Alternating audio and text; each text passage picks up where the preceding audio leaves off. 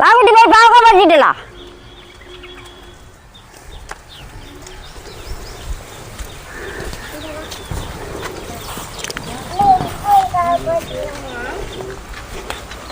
வாங்கப்பா.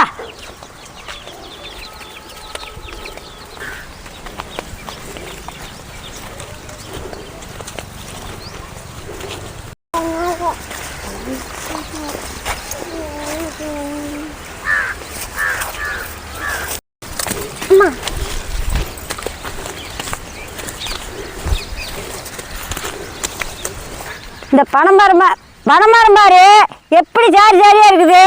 எல்லாம் வெட்டியே நாசம் பண்ணி விட்டாங்க. இந்த காட்டுக்காரர் தான் வச்சுக்கிறாங்க. அப்புறம் மலை மாதிரி எப்படி போய்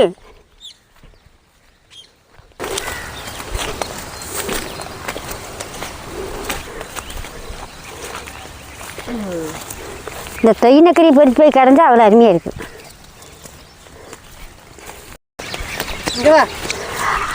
ஆடியில் மழை பெஞ்சிருந்தா ஆடி பட்டம் தேடி விதைப்பின்னு விதைப்பாங்க. களைக்கொட்டை போடுவாங்க. எல்லாம் காடு ஃபுல்லாக பச்சை பச்சையான்னு இருக்குது. இப்போ 2ஆம் களை வெட்டுற மாதிரி இருக்குது. ஆடியில் தான் மழை பெய்யலையே. மானத்தை அண்ணாந்தானா பார்த்துக்கிட்டு இருக்கிறது. இது மானாவாரி எல்லாமே இப்படி தான். இதுக்கு மேலே சோளம் தான் விதைக்க முடியும். ஆடி பட்டமும் போச்சு, தம்பியாலையும் பட்டமும் போச்சு. மானாவாரி எல்லாமே இப்படித்தான் மானத்தான் நான் பார்க்கணும். என்னெல்லாம் தண்ணி கட்டினாலும் மழைக்கண்ணுக்கும் புறவை தான்.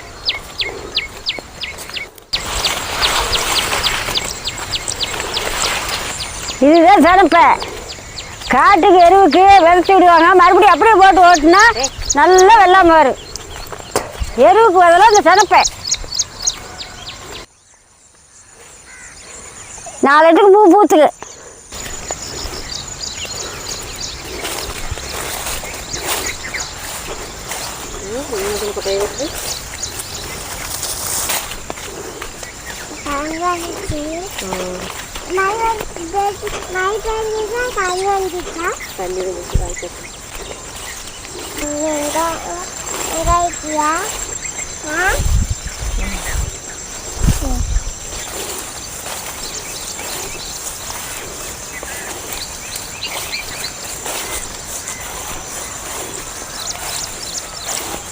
தம்பி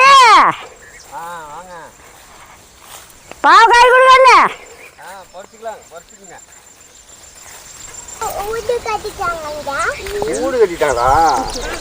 கூடு கட்டலாம் அப்படி பாவக்காய் காய்க்கு.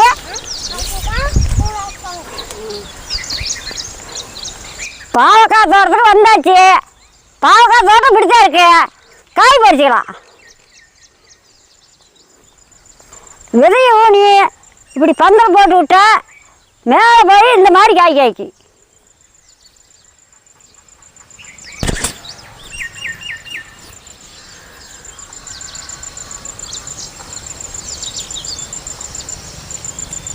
பாவக்காயை பிஞ்சா பறிக்கப்படாது. நல்ல முத்தக்காயை பறிச்சுக்கணும்.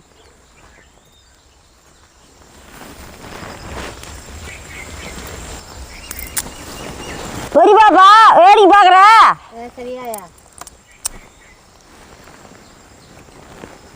நல்ல முத்தக்காய பொறி.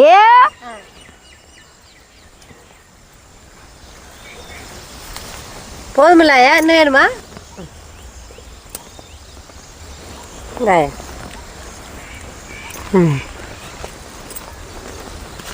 பாவக்காயும் பொறிச்சு எடுத்தாச்சு. பாவக்காயும் அடிக்கடி சேர்த்திங்க. நம்ம நல்லது. பாவக்காய் சாப்பிட்டா கொஞ்சம் ஜீரகம் பார்த்தா இருக்கு. ஆனால் சாப்பிட்டா அத்தனை நன்மை இருக்குது. இதில் பாவக்காய் சாப்பிட்டா வவுத்தில் இருக்கிற பூச்சி புழு தங்காது. வவுறு நல்லா சுத்தமாக இருக்கும். கீரி பூச்சி தொந்தரவெல்லாம் வவுத்தில் இருக்காது இதை சாப்பிட்டா. காட்டுக்கார தம்பி நான் காய் பொறிச்சுக்கிட்ட போயிட்டு வரோம். சரி போங்க. மழை மாதிரி பெய்யாத இந்த காய் தானியுமே கவியாக போச்சு. நோவுதில் பிடிங்கி வச்சுட்டாங்க. வேண்டிய செடி பிடிங்கியாச்சு. விவசாயக்காரருக்கு எவ்வளோ ஒரு நஷ்டம் இது. இதுக்கு என்ன விதை நட்டு கூலியால் கொடுத்து இந்த மாதிரி போனால் விவசாயம் பண்ணுறவங்களுக்கு ரொம்ப கஷ்டம். இந்த மழை பெஞ்சிருந்தால் கஷ்டம் வராது. விவசாயக்காரருக்கு எவ்வளோ முதல் நஷ்டம். மழை மாதிரி நல்லா ஒத்து பெஞ்சிருந்தா நல்லா தளத்தில் கொடுக்கு, நல்லா காய் பிடிக்கும். மழை மாதிரி பெய்யாதனால இப்படி நோய் பிடிங்கி விட்டாங்க. எத்தனை கூடை கொடுத்து பந்தல் போட்டு விதை வாங்கி நட்டு அதுக்கு பராமரித்து பண்ணி இந்த மாதிரி போனால் விவசாயம் என்ன ஆகும்? எல்லாம் இத்தனை வேலையும் பண்ணி இப்படி நோய் விழுகுது. அதனால பிடிங்கி விட்டாங்க. இதெல்லாம் முரளையாக போகக்கூடாது, நெட்டாக வரணும் காய். இத்தனைக்கும் காரணம் இந்த மானம்தான் பலி எடுக்குது. மழைக்கன்று இருந்தால் தான் நல்லா பூ வைக்கும், காய் வைக்கும். மழை பேஞ்சாலும் பேஞ்சியும் கெடுக்குது, காஞ்சியும் கெடுக்குது. ஆனால் எப்படி முன்னேறது? எத்தனை கூலி கொடுத்து இதை கடலக்காய போட்டாலும் எல்லாம் மயிலே திங்குது. இந்த தக்காளி காட்டுக்கு இத்தனை பந்தல் போட்டு இத்தனை பராமரித்து பண்ணி இது அப்படியே கூட சாகுது. நீ கூலியால் காட்டில் பூந்தா 500 ரூபா கூலி விளைஞ்சா தானே அதெல்லாம் கொடுக்க முடியும். இப்படி போனால் எப்படி கொடுக்குறது?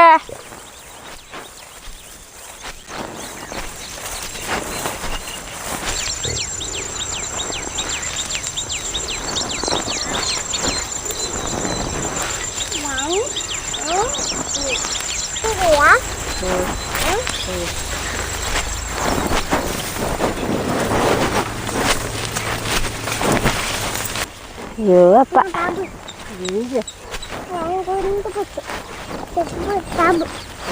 வெள்ளை இருக்கால இது சாமிக்கு ஆகும். இது விநாயகருக்கு மாலை போடுறது வெள்ளை இருக்கலாம் பூ. இந்த கோலை வெட்டிக்கிட்டு போய் வாடை போட்டு நார் உழிச்சு அருணாக்கவர் திருச்சி போட்டால் பிள்ளைகளுக்கு நோவு நொடி வராது.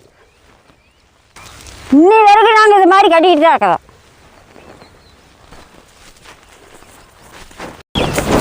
பையா என்னடா காய் பறிச்சாந்தாச்சு, சுத்தமாக அலாசி எடுத்துக்கலாம்.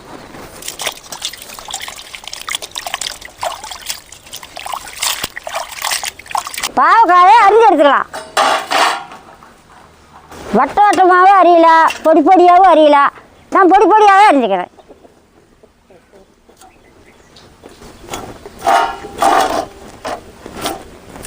காட்டில் பொறிச்சிட்டு வந்தது மேலே நல்லா இருக்குது, உள்ள புழுது இருக்குது.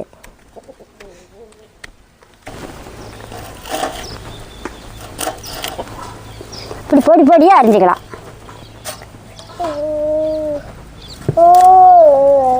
வெய்யண்ணே வெய் கண்ணு வெய்ய.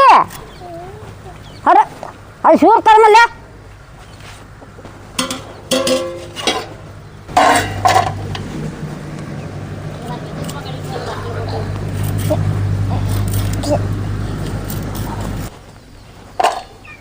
பாப்பா செட்டினாரி நேரம் ஆகுது. பட்டு பார்க்கலாம்.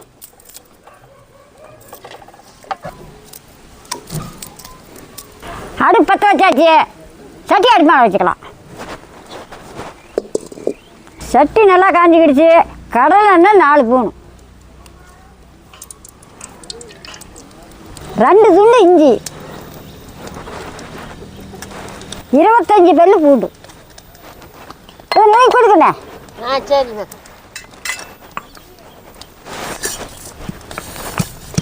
ஒரு அரை பூண்டு கடுகு,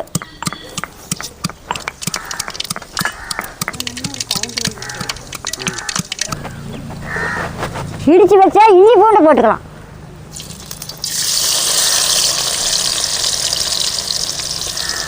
ஒரு அரை ஸ்பூனு உளுத்தம் பருப்பு,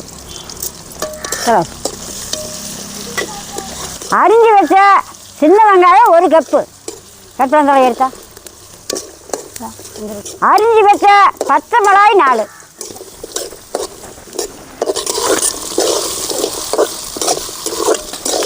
உருவி வச்ச கருவேப்பிலை 2 கொத்து.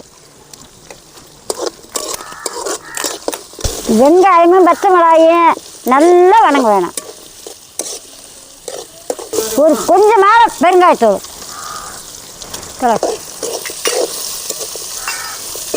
வெங்காயம் நல்லா கலர் மாறிக்கிடுச்சு.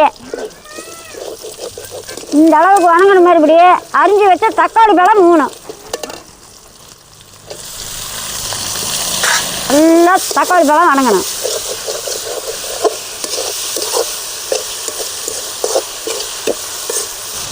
போதுமான உப்பு.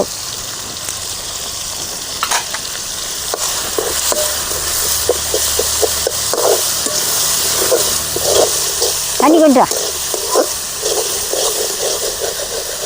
நல்லா தக்காளி பழம் வணங்கிடுச்சு. இதுக்கு மேலே அரிஞ்சு வச்சு பாவக்காயை கொட்டிக்கலாம்.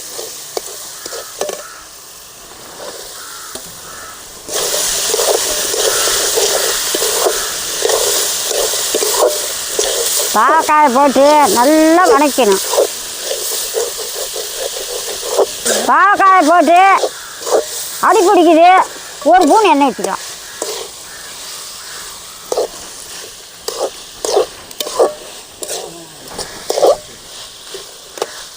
நல்ல எண்ணெயிலேயே வணங்க வேணாம்.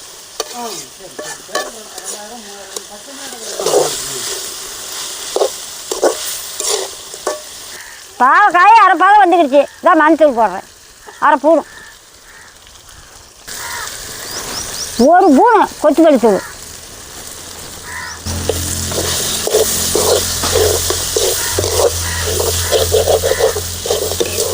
கொத்தமல்லி தூளை போட்டு நல்லா வதங்கி போச்சு. இதுக்கு மேலே தண்ணி ஊற்றிக்கலாம்.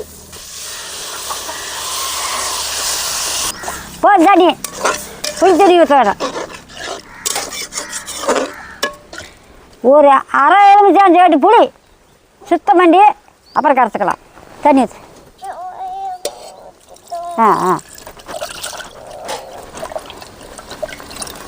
தண்ணி கட்டி வச்சுட்டே தண்ணி ஊற்றுவேன். ஊற்று கொஞ்சம் நேரம் நல்லா வேக வேணும். காய் நல்லா வெந்து போச்சு. தண்ணி நீண்டிக்கிடுச்சு. மேலே புளி தண்ணி ஊற்றிக்கலாம்.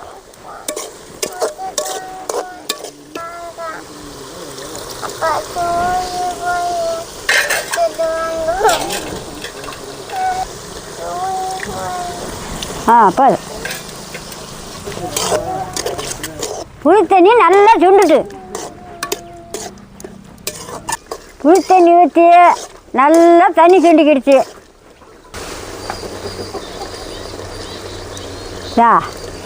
வெந்துக்கிடுச்சு. இந்த மேலே இறக்கலாம். வெந்து போச்சு. மேலே இறக்கலாம். கண்ணே அந்த பெருமணி எடுத்த சாமி. நான் சாதனை கொஞ்சம் கிளம்பலாம் வச்சுருக்கிறேன். நீங்கள் வேணுமுன்னா கொஞ்சம் தண்ணி ஊற்றிக்கிங்க. இறக்கலாம்.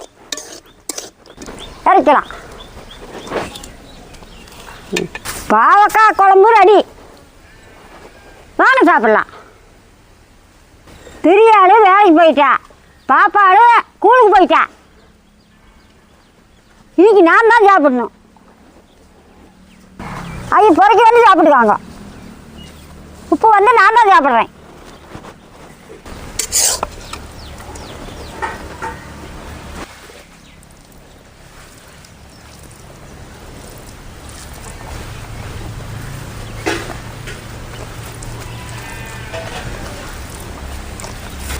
பாவக்காய் குழம்பு சூப்பராக இருக்குது. இந்த பாவக்காயை கசப்பு இல்லாத கூட சமைக்கலாம்.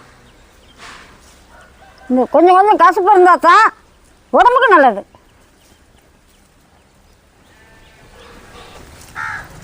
அப்படி வந்து கசப்புலாம் சாப்பிட வேணுமுன்னா அரிஞ்சு மஞ்சத்தூளும் உப்பும் போட்டு கொஞ்சம் நேரம் வேவிச்சு அந்த தண்ணி வடிச்சு விட்டு மறுபடியும் குழம்பு வச்சிங்கன்னா கசக்காது.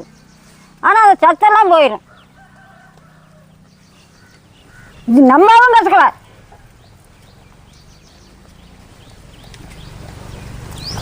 இப்படி சாப்பிட்டா தான் உடம்புக்கு நம்ம வலுவு. இந்த மாதிரி செஞ்சு சாப்பிட்டா தான் உடம்புல இருக்கிற பூச்சி புழு எல்லாம் போகும். உடம்பு சுத்தமாக இருக்கும். நீங்களும் இந்த மாதிரி செஞ்சு சாப்பிட்டு பார்த்து சொல்லுங்கள்.